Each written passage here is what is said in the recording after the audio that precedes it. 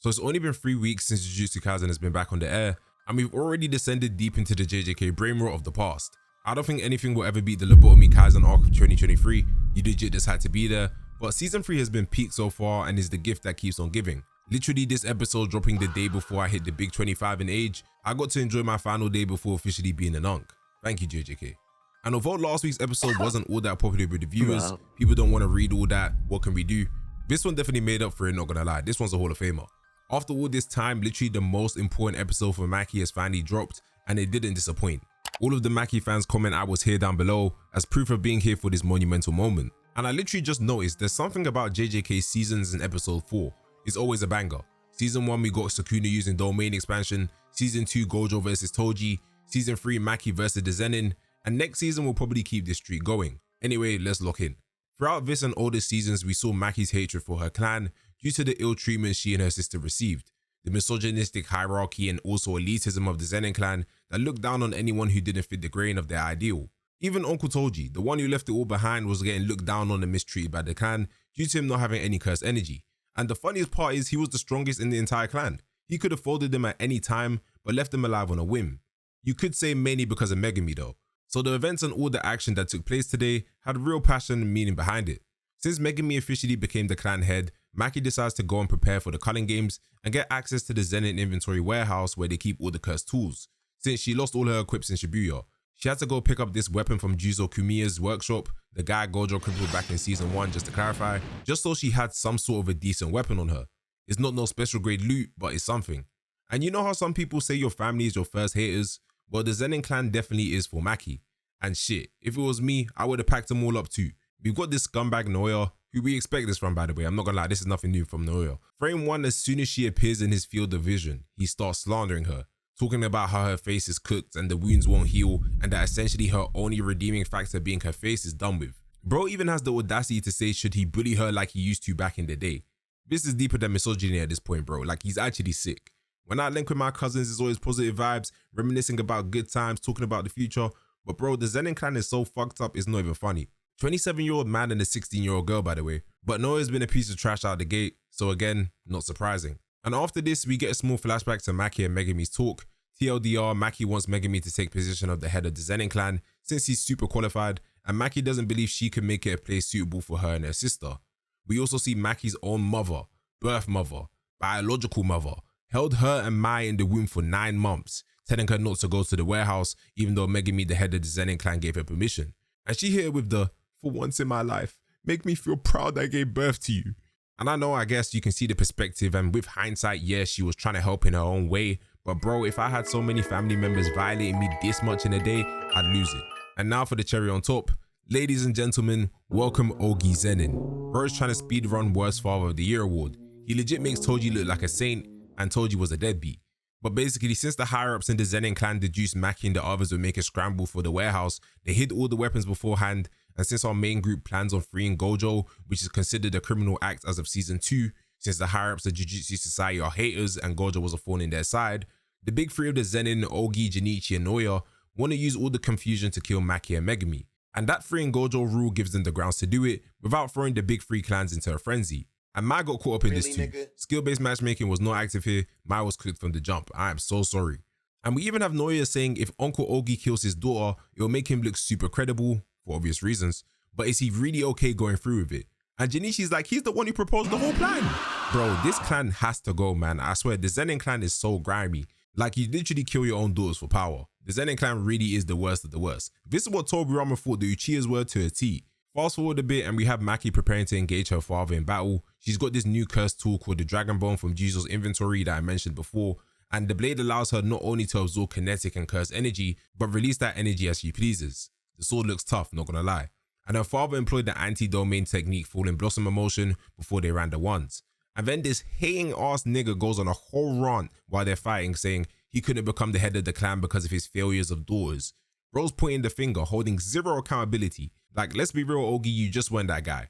Even if that was truly the case with your daughters, you just weren't that guy. Then while he's slandering his 2 beaten half to death daughters even further, he's literally dragging their bodies. Crazy blood trails, by the way.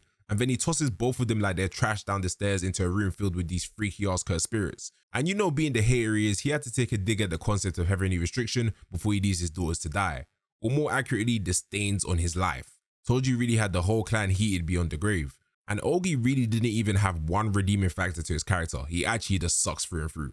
So while Maki and Mai are on the verge of death, Mai exclaims she knew it would come down to this one day, and she kisses Maki before we get sent to this dreamscape-like location.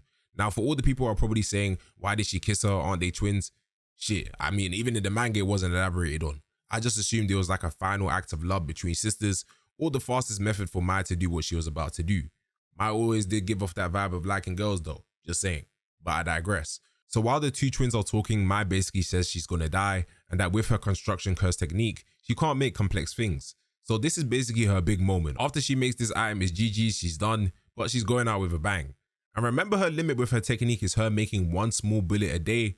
So yeah, it's pretty much wraps for Mai.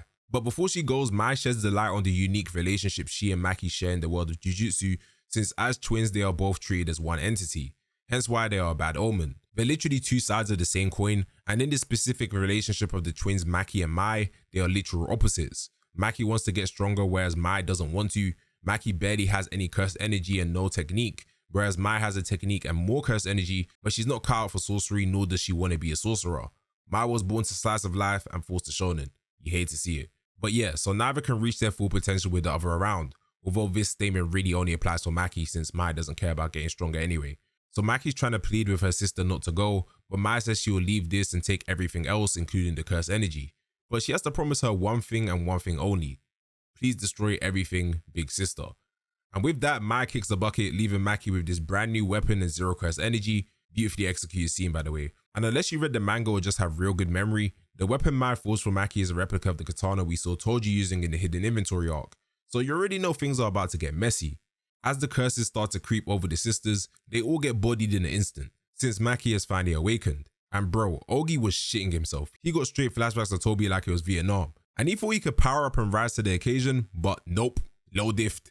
Low diff might even be too nice for him actually. He got that meat in the butcher treatment. And now that Maki has essentially become like Toji with her heavenly restriction, since she possesses absolutely zero curse energy now, she sets out to fulfill her promise to Mai to destroy everything. And you got everyone in the Zenin barracks panicking. Alarms have been sounded, news of Ogie's death got out, and the Kukuru unit, which is pretty much the fodder unit of the Zenin, since they just have no curse techniques, they're pretty much normal guys who just train hard every single day, went to confront Maki.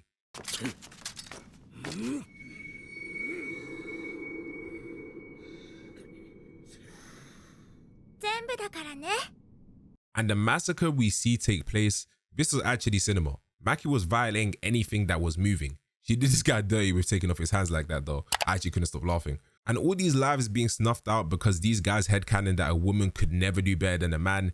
If I came out and saw this many people being dropped that fast, I'm either begging for my life or doing the dash. You gotta catch me. But not gonna lie, Maki isn't taking any prisoners. And good for her. Little sis said destroy everything, so everything has to go. And I'm not gonna talk to morality on this scene, but yeah, this was just a violation through and through. Mappa always cooks, so I'm never really surprised at the quality, but they made this one gruesome. Any sort of decapitation or violation of a body that could be done, Maki probably did that today. But after disposing of most of the Kukuru unit, the Zenin Clan top dogs, the Hei, which is composed of only the strongest members in the clan, all ranking at semi-grade 1 and above, make their appearance. And just roll the clip.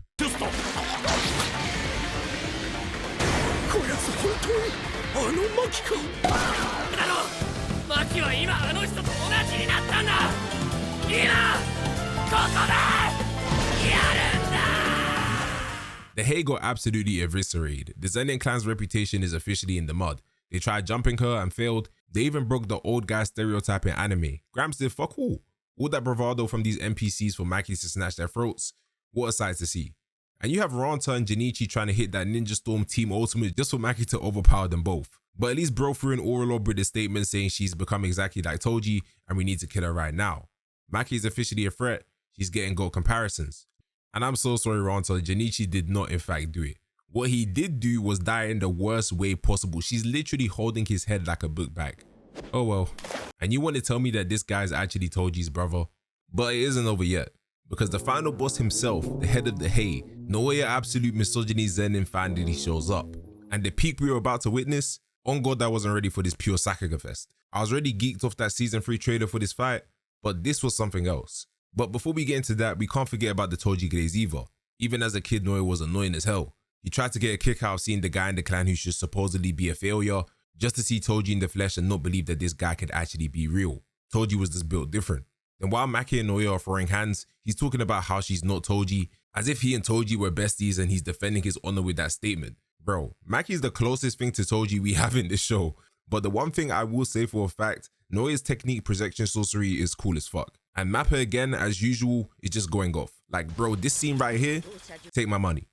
But Noya is literally blitzing around at top speed and has activated his technique on Maki, forcing her to abide by the 24 FPS rule of his projection sorcery. But I'm sorry Noya, Maki's just on a whole different level at this point. When he goes in for the finish, she just one bangs him so hard that her fist is imprinted on his face while he lays out on the floor. Bro went outside, but it was deserved though. And you know, at least he learned from his mistakes with Choso last time. But the way I see it is Noya was always going to be his own downfall. Bro got baited for that head-on fight and paid the price. If he wasn't so pressed about using weapons, etc., not gonna lie, he probably could have been a generational talent. But with his attitude and pride, yeah, it was just GG's. And the fact that he was always downplaying Maki and never thought that she could amount to anything, well, pretty self-explanatory as to why he believed he could never be defeated by her. He could take away one of the most important things in my life, and I could do nothing about it. I was just some nagger who'd never touch him. I'm not gonna lie, Maki, I don't think he can hear you right now. And as we start to round up the episode, we have these final dark moments with Maki and her mother. The mother had to go too. Again, Maki took destroy everything literally. There's no survivors.